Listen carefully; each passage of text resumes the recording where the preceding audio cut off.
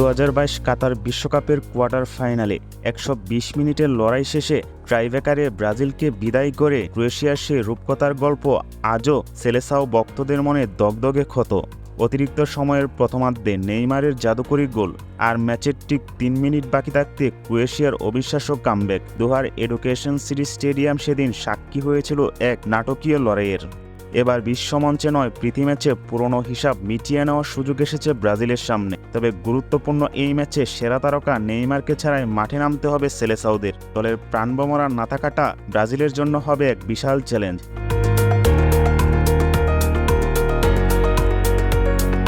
এই ম্যাচটি অনুষ্ঠিত হবে যুক্তরাষ্ট্রের ফ্লোরিডার অরল্যান্ডো শহরে। বাংলাদেশ সময় বুধবার সকাল 6টায় মুখোমুখি হবে এই দুই পরাশক্তি।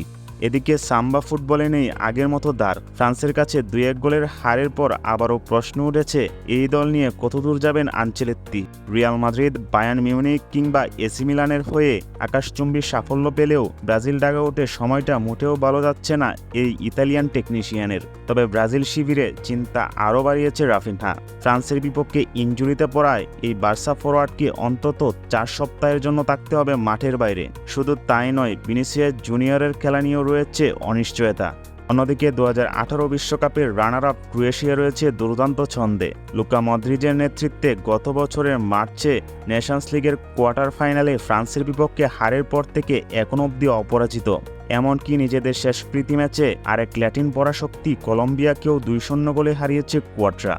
এই ম্যাচে সবচেয়ে বড় আকর্ষণ হতে যাচ্ছে মাঠ এবং ডাগআউটের লড়াই। একদিকে 40 বছর বয়সী লুকা মদ্রিচ, অন্যদিকে তারই সাবেক গুরু কার্লো আনচেলত্তি। রিয়াল মাদ্রিদে দীর্ঘদিন একসাথে কাজ করা এই দুই কিংবদন্তির মস্তিষ্কের লড়াই দেখতে মুখিয়ে আছে ফুটবল বিশ্ব।